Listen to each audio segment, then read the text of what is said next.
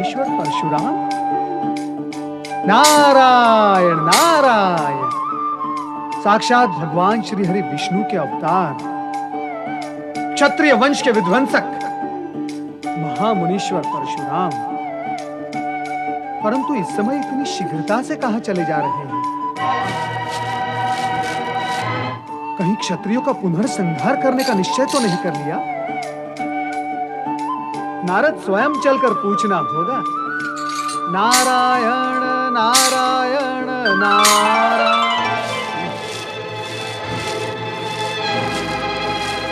नारायण नारायण। महामुनीश्वर, महामुनीश्वर, नारद का प्रणाम स्वीकार करें। नारद, तुम यहाँ इस वन प्रदेश में? महामुनीश्वर, आज आपके दर्शन का लाभ था सो प्राप्त हुआ, परंतु आप इस समय इतनी शीघ्रता से कहां जा रहे हैं? नारद, मुझे केवल प्रश्न पूछना प्रिय है, प्रश्न किया जाना नहीं। और वैसे भी तुम मुझसे बड़े अथवा पूज्य तो हो नहीं कि मुझे उत्तर देना ही पड़े। नारायण नारायण, मैं कैसे पूज्य हो सकता हूँ? मैं तो आपके पुत्र के समान हूँ। महामुनीश्वर, महामुनीश्वर। सावधान नारद, मैं बाल ब्रह्मचारी हूँ, कोई मेरे पुत्र समान नहीं और मैं किसी के पिता समान नहीं। पिता पुत्र जैसी कोई स्थिति मेरे समीप नहीं है। है महामुनीश्वर, अवश्य है। क्या? यदि आप आज्ञा दे तो प्रमाणित करूं? क्या प्रमाणित करोगे तुम? यही कि आप पिता तुल्य हैं। नारद, आप मुझ निर्दोष पर क्यों क्रोधित हो रहे हैं महामुनीश्वर? ये सत्य मेरे मस्तिष्क की उत्पत्ति नहीं है कि आप भगवान श्री हरि विष्णु के अंशावतार हैं, इसलिए आप सभी के पूज्य हैं। इसी कारणवश सभी आपको पिता तुल्य समझते हैं। जब सब समझ सकते हैं तो ऐसा प्रिय और लाभकारी संबंध आप मुझको क्यों नहीं समझने देते? हे महामुनीश्वर, आप मुझे पुत्रवत समझें, इसमें मैं कोई आपत्ति नहीं करूंगा। नारद, जिस नटखट भाषा से तुम देवों और असुरों के सामने अपनी लीला रचाते हो, तुमने मुझे भी क्या उसी भाषा और लीला का पात्र समझा है? बार बार क्रोध करके अपने पुत्र के मन को पीड़ित और आहत क्यों करते हैं आप? तुमने अब तक मेरा क्रोध देखा नहीं है नारद, और मैं देखना भी नहीं चाहता, और कृपया कर आप उसका आग्रह भी ना करें। तो परिणाम का विचार करते हुए अपनी वाणी को नियंत्रित करो। हाँ प्रभु, हाँ। जिन क्षत्रियों का आपने 21 बार संहार किया, वे आपका क्रोध और परिणाम देख चुके हैं। वे क्षत्रिय थे, इसीलिए क्रोध और परिणाम देखने में सक्षम थे, परंतु मैं तो ब्राह्मण हूं, मुझ पर तो आप क्रोध कर ही नहीं सकते। नारद, बार बार क्रोध शब्द बोलकर तुम मेरे क्रोध को भड़का रहे हो। अद्भुत महामुनीश्वर, अद्भुत। यदि क्रोध शब्द सुनकर आपका क्रोध भड़कता है तो शांत शब्द सुनकर आप शांत भी होते होंगे। नारद,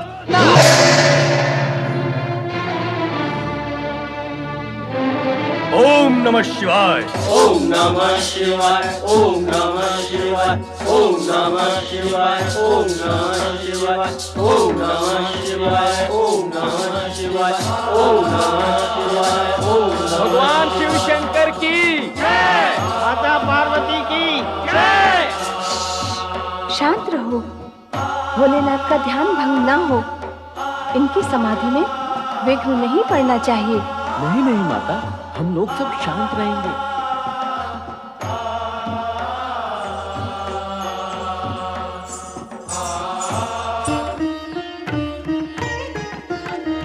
प्रणाम माता। गणेश, तुम यहाँ सचेत खड़े रहना। ऐसा क्यों माँ? तुम यहाँ आने वाले किसी भी प्राणी को समाधि स्थल तक न पहुँचने देना। भोलेनाथ की समाधि में कोई बाधा नहीं पड़नी चाहिए। जैसी आपकी आज्ञा माँ। समाधि स्थल तक पहुँचना तो क्या, वहाँ तक किसी की दृष्टि तक को पहुँचने ना दूंगा। आप निश्चिंत रहें।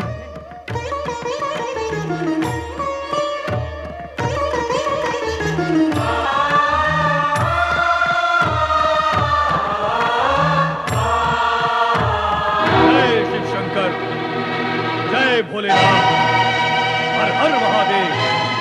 जय शिव शंकर, जय भोलेनाथ।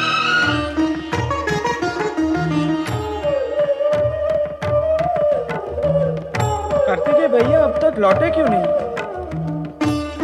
उन्हें तो आ जाना चाहिए था अब तक। कहकर तो गए कि दक्षिण में अगस्त्य ऋषि का आश्रम तक जाके आता हूँ। शिव भक्ति और धर्म का प्रचार करने में समय तो लगेगा वहां।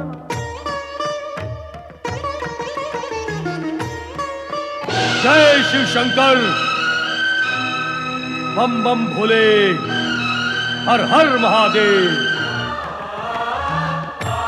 भाइयों में सखा भाव हो तो मन को कितना भाता है, और सखाओं में भी भातृभाव हो तो मन को अच्छा लगता है। हम दोनों में दोनों भाव हैं। मैं उनके विषय में सोच रहा हूँ और वो भी अवश्य मेरे। जय शिव शंकर, हर हर महादेव। सावधान, एक चरण भी आगे बढ़ाया तो आप समाधि स्थल की ओर नहीं जा सकते। हे विचित्र प्राणी, मुझे अपने गुरु के पास जाने से रोकने वाला तू है कौन?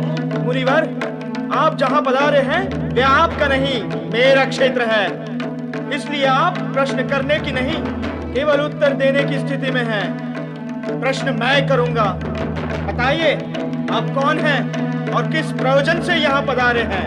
हे विचित्र दुष्ट, तू जानता नहीं मैं कौन हूँ? स्वयं अहंकार पूर्ण होने पर भी अपने को योग्य समझने वाले आप जैसे अहंकारी को जानने की मैं आवश्यकता ही नहीं समझता। अब आपके लिए मुझे जान लेना आवश्यक है।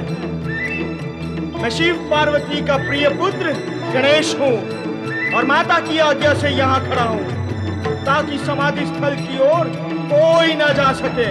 असंभव, तू ना नर है ना पशु। ऐसा सामान्य प्राणी शिव पार्वती का पुत्र हो ही नहीं सकता।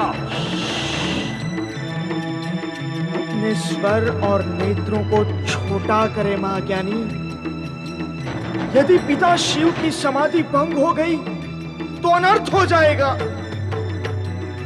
और तनिक अपने नेत्रों से क्रोध का आवरण हटाकर देखें कि मैं नर भी हूं और पशु स्वभाव से रहित पशु भी। निर्बुद्धि, अधिक प्रलाप न कर, हट जा मेरे मार्ग से। माँ तो कह कर गई थी कि डट जाना, और आप कह रहे हो कि हट जाना। अब ये डटना और हटना दोनों कार्य एक साथ तो हो ही नहीं सकते। और इसकी आवश्यकता भी क्या है? पर जिस माता ने जन्म दिया और आज्ञा भी दी हो तो उसके कहने से डटे रहना अति आवश्यक है।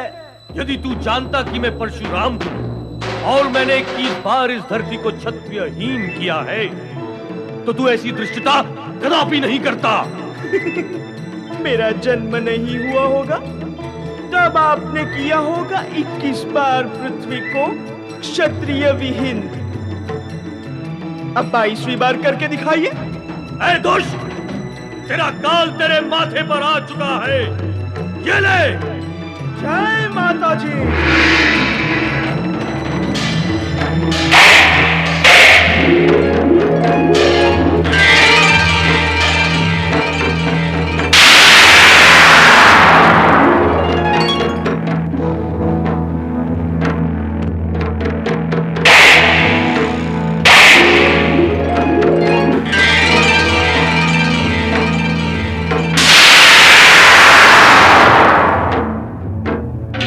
देवर्षि, ये तो अनर्थ हो रहा है। हमें इसे रोकना चाहिए।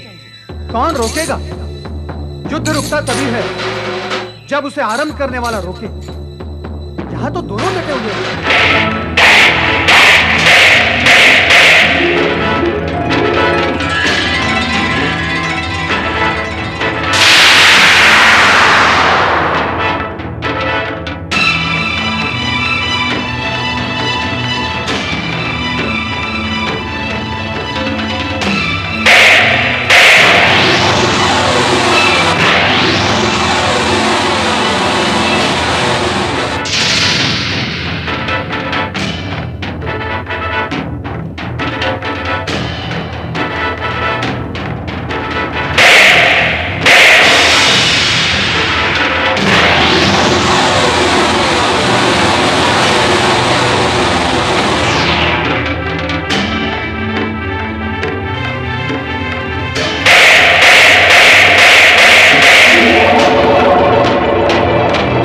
माता जी।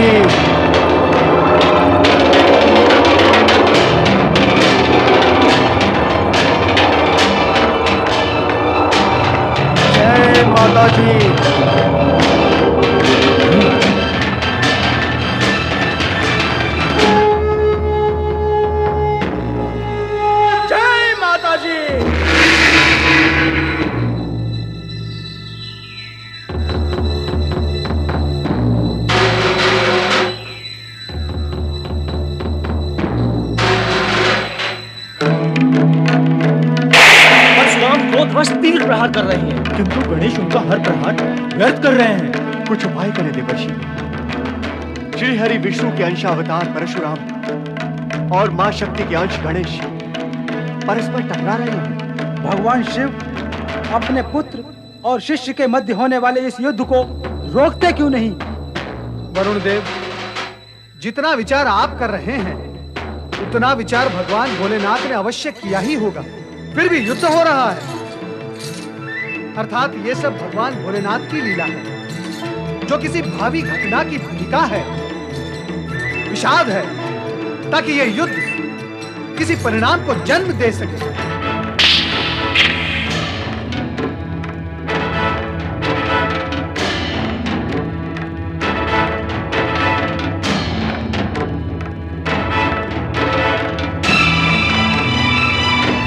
जय माता दी।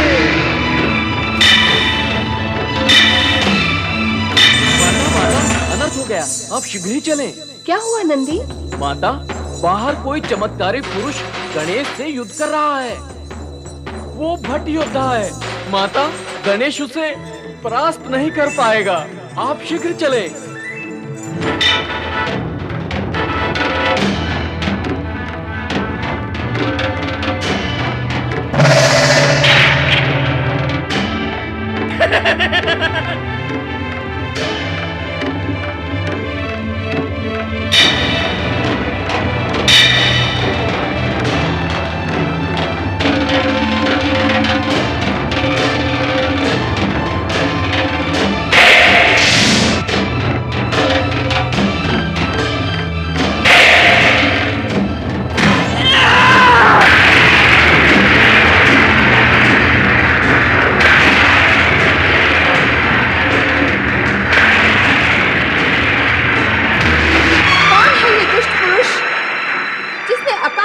पुत्र पर प्रहार किया।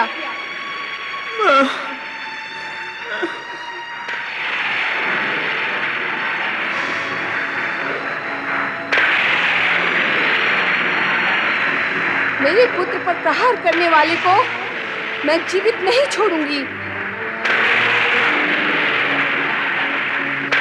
गुरु माता, मेरा अपराध क्षमा करें। इसने कहा तो था कि आपका पुत्र है, किंतु उसकी विचित्र आकृति के कारण मैं विश्वास न कर सका। तुम क्षमा की नहीं, दंड के योग्य हो।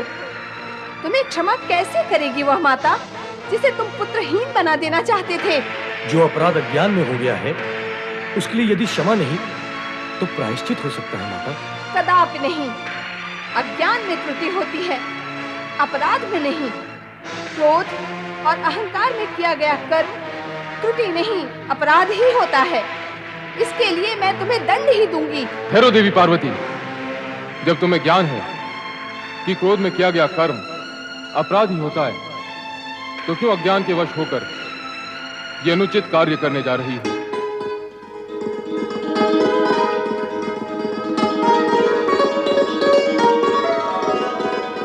क्षमा भगवान, क्षमा। अपराध हुआ है मुझसे। माता पार्वती दंड की जो व्यवस्था मेरे लिए करेंगी वो नतमस्तक हो स्वीकार करूंगा। मैं तो यहाँ आपके दर्शन करने के लिए आया था, किंतु संयोगवश स्थिति ही पलट गई भगवान। सगुण विद्याधारी इस सत्य को नहीं जानते कि आप श्री हरि विष्णु के अंश और हमारे पूज्य हैं। हुआ तो वही जो होना था, आप तो केवल निमित्त मात्र हैं। गणेश एक दंत होकर पूज्य होंगे। इन्हें एक दंत बनाने का कार्य विधि ने अप्रत्यक्ष रूप से आपको ही सौंपा था। श्री हरि विष्णु के अंशावतार परशुराम के प्रति क्रोध अनुचित और अनावश्यक है देवी।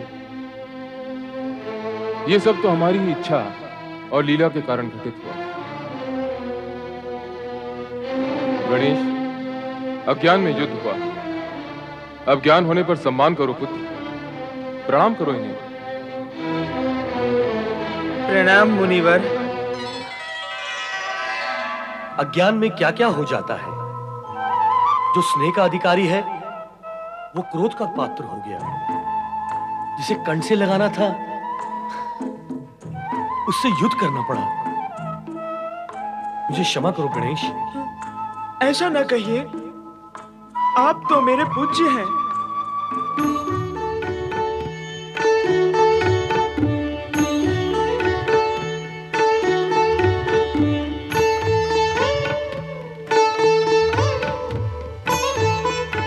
प्रणाम पितृदेव, प्रणाम माता। कार्तिकेय का प्रणाम स्वीकार करें भगवान परशुराम। अहो भाग्य मेरे, आपके दर्शन हुए। धन्य भाग्य तो मेरे हैं। मुझे अपने गुरु के साथ गुरु माता और दोनों गुरु भ्राताओं के दर्शन का लाभ हुआ।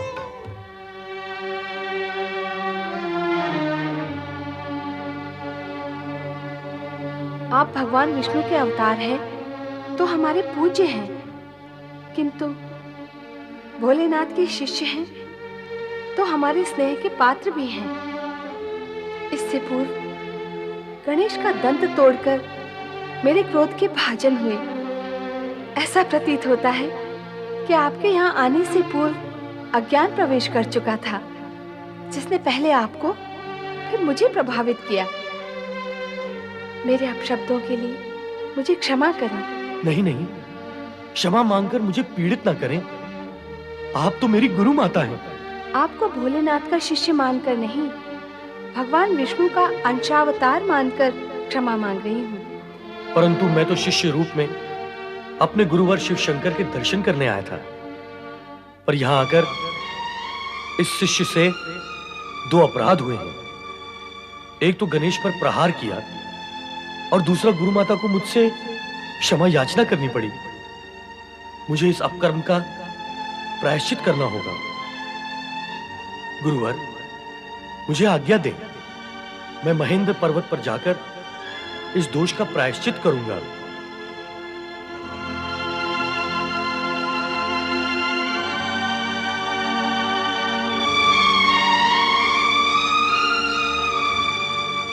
परशुराम प्रायश्चित के लिए महेंद्र पर्वत की ओर चल दिए। इस घटना का सुखद अंत ऐसे ही होना था देवराज।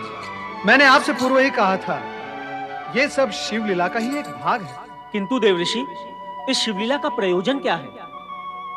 मेघदेव, अभी तक आप प्रयोजन के पड़ाव पर ही ठहरे हुए हो, परिणाम के लक्ष्य तक नहीं पहुंचे। तो सुनो, गणेश जी के एक दंत रूप की पूजा का लक्ष्य पूर्ण होने के लिए भगवान भोलेनाथ ने महामुनीश्वर परशुराम के मन में अपने दर्शन की इच्छा उत्पन्न करके उन्हें कैलाश बुलाया है। और इस प्रकार अपने परिवार से भगवान विष्णु के अंशावतार परशुराम का परिचय कराएगा। नारायण नारायण। और गणेश एक दंत बने। बड़े भ्राता कार्तिकेय, यदि आप यहाँ होते तो परशुराम के हाथों में एक दंत न बनता। मैं यहाँ होता तो क्या कर लेता? पिता भोलेनाथ थे ना यहाँ। जब वे ही कुछ ना कर सके तो मैं क्या कर लेता? और सच बात तो ये है कि पिताश्री की इच्छा से ही ये सब कुछ हुआ है। वो तुम्हें एक दंत बनाकर अधिक पूज्य बनाना चाहते थे और वो तुम बन गए। गणेश भैया, अब तो कुमार कार्तिकेय भी आ गए। खेल खेले। आओ चलो, चलो। तुम्हें अपने पुत्रों के विवाह की तनिक भी चिंता नहीं है। ये आप क्या कह रहे हैं स्वामी? मैंने स्वयं ही तो इस विषय में आपसे चर्चा की थी। अवश्य की थी, किंतु फिर वो चर्चा भूल में समा गई। नहीं, मैं भूली नहीं हूँ। मैं तो इतना जानती हूँ कि आपकी इच्छा के बिना कुछ नहीं होगा। जब तक आप नहीं चाहेंगे, तब तक दोनों पुत्रों के विवाह की चर्चा केवल चर्चा ही रहेगी। भला सोचो, यदि मैं नहीं चाहता और इच्छा न होती तो पुनः इस विषय पर चर्चा क्यों करता? भगवान भोलेनाथ की जय, देवी पार्वती की जय। प्रणाम भोलेनाथ। प्रणाम देवी पार्वती। आओ राजन। देवऋषि नारद द्वारा प्रेरित होकर स्वार्थवश उपस्थित हुआ हूं प्रभु। अपना प्रयोजन कहो राजा विश्वरूप। जो सर्वज्ञ हैं उनसे क्या प्रयोजन कहूं प्रभु। मेरी ये दो पुत्रियां बुद्धि और सिद्धि, मैं इनके दायित्व से मुक्त होना चाहता हूं। किन्हें सौंपना चाहते हैं इनका दायित्व? प्रभु, आपको और देवी पार्वती को आपकी पुत्र वधू बनाकर। अपना निर्णय प्रकट करो देवी। निर्णय करने का अधिकार तो आपका है, पर मुझे ये दोनों कन्याएं अपनी पुत्रवधू ही लगती हैं। अर्थात मेरे निर्णय की प्रतीक्षा किए बिना ही तुमने ये निर्णय कर लिया कि इन दोनों कन्याओं को अपनी पुत्रवधू बनाना है। राजन, आप निश्चिंत होकर अपने भवन लौट जाएं। समय आने पर आपको शुभ समाचार प्राप्त हो जाएगा। प्रभु, धन्य भाग्य मेरे। प्रणाम भोलेनाथ, प्रणाम देवी पार्वती।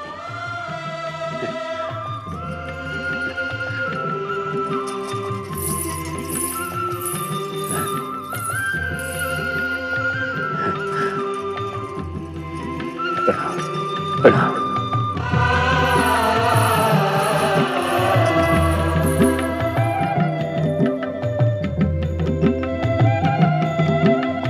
माता पिता को प्रणाम। कल्याण भाव। अभी अभी तुम दोनों ने जिन दो कन्याओं को देखा, वे हमारी भावी पुत्रवधुएं हैं। किंतु विवाह से पूर्व तुम दोनों को विवाह के लिए अपनी योग्यता सिद्ध करनी होगी। क्या आप हम दोनों को विवाह के योग्य नहीं समझते? नहीं नहीं गणेश, ऐसा नहीं है। अपने पिताश्री का अभिप्राय समझो। विवाह से पूर्व तुम दोनों को पृथ्वी की परिक्रमा करनी होगी, और जो भी पृथ्वी की परिक्रमा करके पहले लौटेगा उसी का विवाह पहले होगा। हम दोनों सोचते रहे कि किसका विवाह पहले करें। अंत में यही एक उपाय निश्चित हुआ। पिता श्रेष्ठ, मैं इससे पूर्व ही कह चुका हूं कि मेरी विवाह में रुचि है ही नहीं।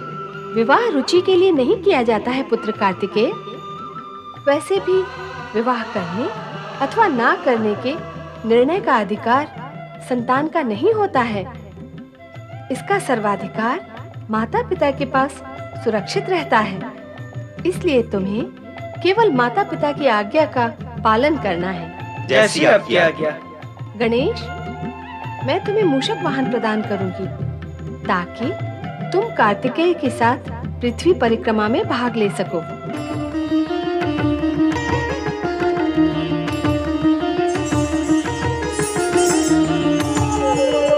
गणेश भैया, आपका ये वाहन मूषक कार्तिकेय भैया के वाहन मयूर से परिक्रमा की दौड़ में आगे नहीं जा सकेगा। तो उत्तम यही होगा कि आप स्पर्धा में भाग ही ना लें और पराजय स्वीकार कर लें।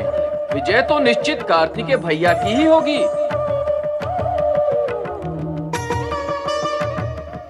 प्रणाम बड़े भ्राता। मैं तो स्वयं इस स्पर्धा से विलक होने का विचार कर रहा हूँ।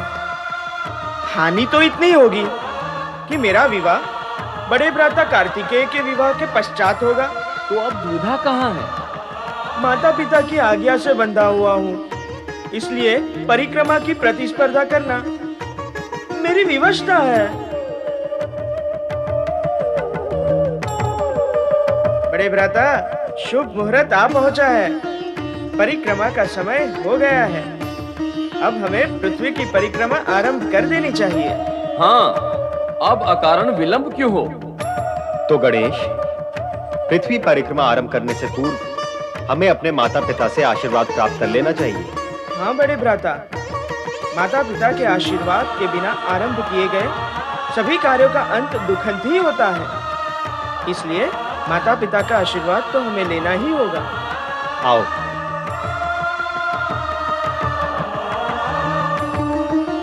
माता गौरी पिता शंकर, जय जय गौरी शंकर।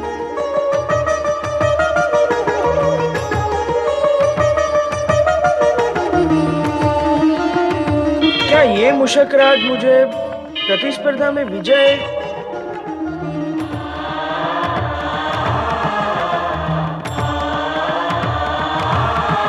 कुमार कार्तिकेय की जय, कुमार कार्तिकेय की जय, कुमार कार्तिकेय की जय, भगवान भोलेनाथ की जय, माता पार्वती की जय।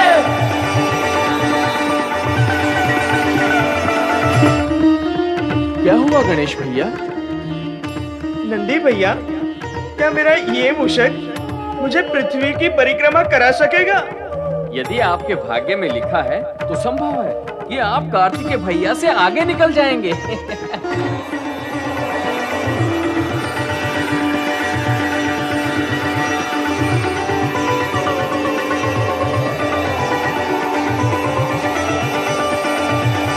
क्यों मुशकराज, मुझे लेकर चल सकोगे परिक्रमा के लिए? गणेश भैया, इससे ये पूछिए कि कुमार कार्तिकेय के वाहन मयूर से आगे निकल सकेगा अथवा नहीं। जब चलना ही नहीं हो सकेगा तो आगे कैसे निकल सकेगा? ये तो असंभव ही है। पर भैया, स्पर्धा आरंभ हो चुकी है, कुमार कार्तिकेय जा चुके हैं और आप अभी तक यही हैं। और अधिक विलंब हुआ तो आप स्पर्धा हार जाएंगे। नहीं नंदी भैया, नहीं, विजयी तो मैं ही रहूंगा। नारायण नारायण, बधाई हो कुमार कार्तिकेय, बधाई हो। ओ देव ऋषि नारद, बधाई किस लिए देव ऋषि? पृथ्वी परिक्रमा की प्रतिस्पर्धा में विजयी होने की बधाई। अभी जय पराजय का निर्णय कहाँ हुआ है? स्पर्धा तो चली रही है। नारायण नारायण, प्रत्यक्ष न सही परंतु परोक्ष रूप से निर्णय हो चुका है कुमार। और भला गणेश जी, उस मूषक पर सवार होकर आपसे आगे बोलो किस प्रकार जा पाएंगे? कहाँ उस मूषक की मंद गति और कहाँ आपके इस मयूर की पवन गति। भारी भरकम शरीर वाले लंबोदर गणेश जी को भला वो मूषक कब तक और कहां तक ले जाएगा? नारायण नारायण, आप तो विजयी हो ही गए कुमार। पर मैं ऐसा नहीं मानता देव ऋषि।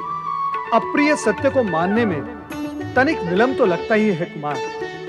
आपको गणेश जी के प्रति अत्यधिक स्नेह है। अपनी विजय और उनकी पराजय ये आपको प्रिय नहीं है, परंतु परिक्रमा में आपकी विजय ये पूर्व निश्चित सत्य है। नारायण नारायण। सत्य तो ये भी है देव ऋषि कि ना मुझे विजय की इच्छा है ना विवाह करने की। मैं तो अपने माता पिता की आज्ञावश इस स्पर्धा से जुड़ गया हूँ। आप माता पिता की आज्ञा का सम्मान भी करते हैं और विवाह ना करके बाल ब्रह्मचारी भी रहना चाहते हैं। ये दोनों कार्य एक साथ, नारायण नारायण, आप कैसे कर पाएंगे कुमार? आप ही मेरा मार्गदर्शन करें देव ऋषि कि मैं ये दोनों कार्य दुविधा रहित होकर कैसे पूर्ण करूं। फिर तो एक ही मार्ग है। कृपया कहें, क्या मार्ग है?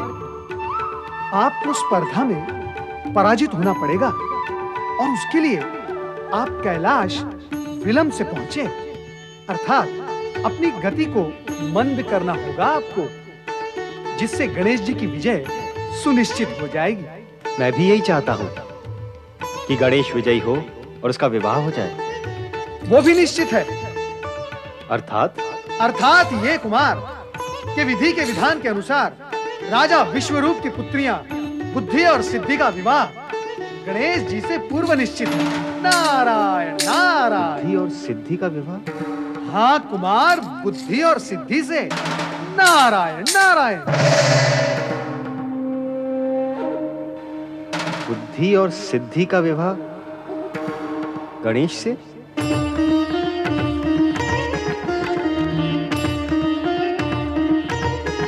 गणेश भैया, आपने ये नहीं बताया कि आप विजयी कैसे होंगे? विजयी तो वही होगा ना जो सारी पृथ्वी की परिक्रमा करके सर्वप्रथम आएगा, अर्थात जगत की परिक्रमा। हाँ हाँ, तय तो यही हुआ था।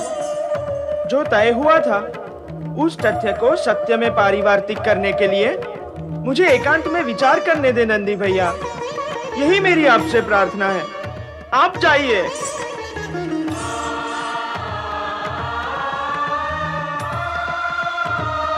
परिक्रमा, पृथ्वी की परिक्रमा।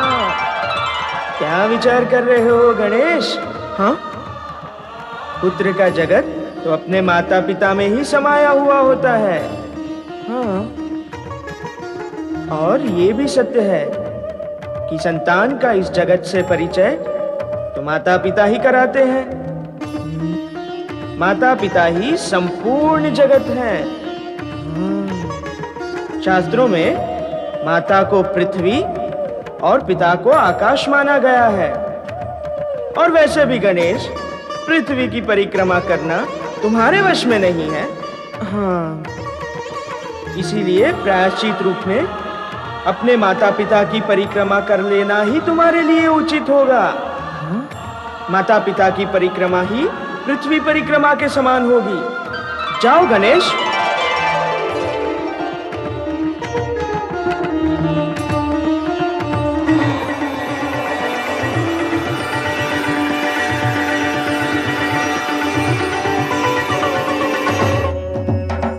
कुमार गणेश की जय। गणेश भैया, आप तो विजयी होकर लौटे हैं, फिर आपके मुख पर ये विषाद क्यों है? नहीं नंदी भैया, मैं विजयी होकर नहीं लौटा हूँ। मेरी जय जयकार मत कीजिए। माता पार्वती कहाँ है? वह अपने कक्ष में होंगी। तो उन्हें जाकर कहिए कि उनका पुत्र गणेश तुरंत ही उनके दर्शन का अभिलाषी है। वे शीघ्र यहाँ पधारे। अच्छा गणेश भैया, मैं जाता हूँ। हे प्रभु, अब आपकी लीला मेरी समझ में आने लगी है। अब तो मुझे वही करना होगा जो आप चाहते हैं, और इसके अतिरिक्त अन्य कोई उपाय भी नहीं है। मैं जो कुछ भी कर रहा हूँ उसके लिए सर्वथा दोषी मैं नहीं हूँ। जो कुछ भी हो रहा है आपकी इच्छा और लीला के कारण ही हो रहा है। गणेश, तुम पृथ्वी की परिक्रमा करके इतनी शीघ्र लौट आए? पृथ्वी की परिक्रमा करना मेरे वश में नहीं है माते। अपने माता पिता की आज्ञा की अवहेलना करने के कारण मैं प्रायश्चित करना चाहता हूँ, और ये प्रायश्चित आपके क्षमादान से ही पूर्ण हो सकता है माते। कृपया कर आप पिताश्री के पास स्थान ग्रहण कर लें।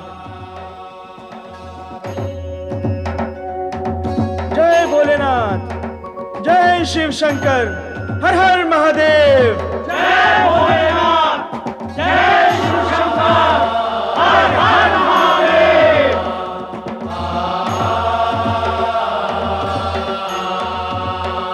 प्रणाम स्वीकार करें स्वामी।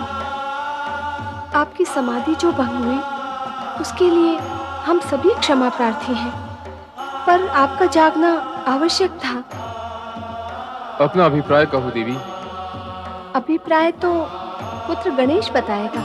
माता गौरी पिता शंकर, जय जय गौरी शंकर। माता गौरी पिता शंकर, जय जय गौरी शंकर। माता गौरी पिता शंकर, जय जय गौरी शंकर। माता गौरी पिता शंकर, जय जय गौरी शंकर। माता गौरी पिता शंकर, जय जय गौरी शंकर। माता गौरी पिता शंकर, जय जय गौरी शंकर। माता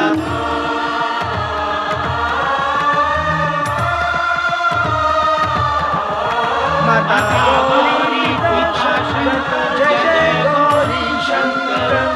माता गौरी पिता शंकर, जय जय गौरी शंकर। अपना प्रयोजन कहो पुत्र। प्रयोजन पुत्र का कहाँ, पिता का ही है, परंतु कहना पुत्र को है। कहो, क्या कहना चाहते हो? यही कि शास्त्रों के विधान के अनुसार माता को पृथ्वी और पिता को आकाश समान माना गया है, और मैंने अपने माता पिता की 3 परिक्रमा पूर्ण करके पृथ्वी परिक्रमा से भी अधिक पुण्य प्राप्त कर लिया है। और माता पिता सर्वोपरि होते हैं। बालक का इस जगत से परिचय कराने वाले माता पिता ही होते हैं। उनसे अधिक श्रेष्ठ, पूज्य और मान्य अन्य कोई नहीं। वे ही संतान का संपूर्ण जगत होते हैं। उनकी परिक्रमा संपूर्ण करना पृथ्वी परिक्रमा करने जैसा ही है। गणेश, तुम्हारी बुद्धिमता और प्रतिभा से मन प्रसन्न हुआ। तुमने अपनी चतुरता से कार्तिकेय को पराजित किया। अब तुम प्रथम विवाह करने के अधिकारी हो गए हो। पितृवर, बड़े भ्राता कार्तिकेय को पराजित करने की तो मैं कल्पना तक नहीं कर सकता, और अपनों से बड़ों को पराजित करने की भावना रखने वालों को कभी विजयी होते हुए नहीं देखा गया। आपके कहने से मैं स्पर्धा में सम्मिलित अवश्य हुआ, परंतु मैं स्वयं नहीं चाहता कि बड़े भ्राता कार्तिकेय पराजित हो। आपकी आज्ञा व परिक्रमा पूर्ण करने के लिए मैंने अपने माता पिता की परिक्रमा की है। पितृवर, भ्राता कार्तिकेय तो मुझसे बड़े ही हैं। प्रथम विवाह तो उन्हीं का होना चाहिए। इसका निर्णय तो कार्तिकेय के द्वारा ही होगा। जैसी आपकी आज्ञा। हम बड़े भ्राता कार्तिकेय की प्रतीक्षा करेंगे।